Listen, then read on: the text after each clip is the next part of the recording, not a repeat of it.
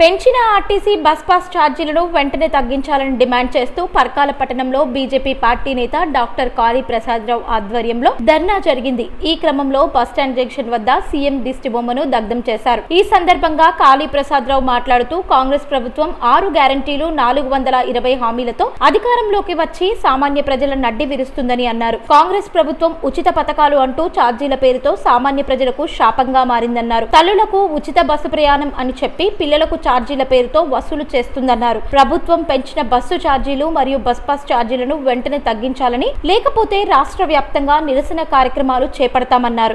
గ్యారంటీలు 420 హామీలు మోసపూరిత హామీలతో గద్దెనెక్కిన రేవంత్ రెడ్డి ప్రభుత్వం 1.5 year తర్వాత మీరు మొన్న చూశారు.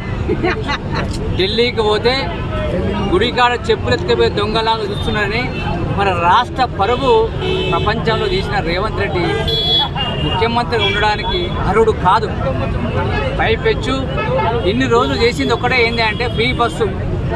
ఆ ఫ్రీ బస్సు తల్లులకు ఉచితం చేసి గొప్పలు చెప్పుకున్నాం రేవంత్ రెడ్డి గారు.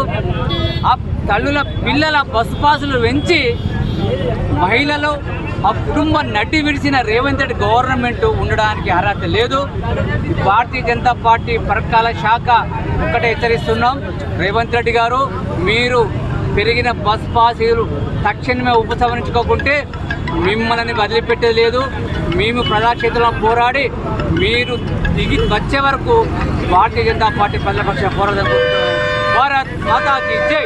కాంగ్రెస్ ప్రభుత్వం దేవాదాయ ధర్మాదాయ శాఖ ఉద్యోగులకు ఈ శాఖ పరిధిలో పనిచేసే దీప ధూప నైవేద్య అర్చకులకు కల్పించిన బెనిఫిట్స్ జీవితాంతం మరువలేమని సలాబత్పూర్ ఆంజనేయ స్వామి ఆలయ అధికారి కులకర్ణ వేణు అన్నారు. ఈ సందర్భంగా ఆయన మాట్లాడుతూ ప్రభుత్వం దేవాదాయ శాఖ ఉద్యోగులకు బెనిఫిట్స్ అమలు పరుస్తూ జీవో జారీ చేసినందుకు ప్రత్యేక కృతజ్ఞతలు తెలిపారు. అర్చక సంఘం సీఎం రేవంత్ రెడ్డికి దేవాదాయ ధర్మాదాయ శాఖ మంత్రివర్యులు కొండా సురేఖ, జుక్కల్ ఎమ్మెల్యే తోట లక్ష్మీకాంతరావు చిత్రపటాలకు పాలాభిషేకం చేశారు. హుస్నాబాద్ నియోజకవర్గం పందిళ్ల గ్రామంలో ఏరువాక పౌర్ణమి సందర్భంగా మంత్రి పొన్నం ప్రభాకర్ నాగలి దున్నారు. రైతు మాందాటి వెంకటరెడ్డి పొలంలో ఎడ్లతో నాగలి దున్ని రైతులతో కలిసి పెసర విత్తనాలు చల్లారు. కార్యక్రమంలో పాల్గొన్న సిద్దిపేట గ్రంథాలయ సంస్థ చైర్మన్ లింగమూర్తి, ఆర్డీఓ, వ్యవసాయ శాఖ అధికారులు, కాంగ్రెస్ పార్టీ నాయకులు పాల్గొన్నారు. ఈ సందర్భంగా మంత్రి పొన్నం ప్రభాకర్ మాట్లాడుతూ రైతులకు ప్రభుత్వం ఉచిత విద్యుత్, సాగునీరు, పెట్టుబడి సహాయం, మద్దతు ధర అందిస్తూ వారి సంక్షేమం కోసం కట్టుబడి ఉండేదే కాంగ్రెస్ ప్రభుత్వమని అన్నారు.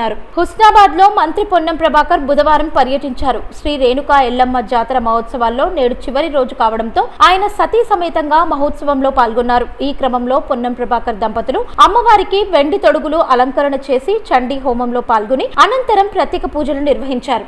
వికారాబాద్ జిల్లా పరిగి గడిసింగాపూర్లో ఘోర రోడ్డు ప్రమాదం జరిగింది. నేషనల్ హైవేపై ఆగి ఉన్న లారీని కారు ఢీకొనడంతో ప్రమాదం సంభవించింది. నుజ్జునుజ్జైన కారు నుంచి స్థానికులు క్షతగాత్రులను అతి కష్టం మీద బయటకు తీశారు. ఈ ప్రమాదంలో ఒకరు మృతి చెందగా ఒకరు తీవ్రంగా గాయపడ్డారు. వరంగల్ నుంచి గానుగాపూర్కు వెళ్తుండగా రోడ్డు ప్రమాదం సంభవించినట్టు తెలుస్తోంది. కారులో ప్రయాణిస్తున్నది వరంగల్ కరీమాబాద్కి చెందిన వెంకట్రావు, అతని భార్య కళ్యాణిగా తెలుస్తోంది. వెంకట్రావు ఆరేపల్లిలో వెరైటీ చికెన్ సెంటర్ యజమాని. అయితే వెంకట్రావు అక్కడికక్కడే మరణించగా భార్య కళ్యాణి తీవ్రంగా గాయపడింది. ప్రస్తుతం ఆసుపత్రిలో విషమ పరిస్థితిలో ఉంది.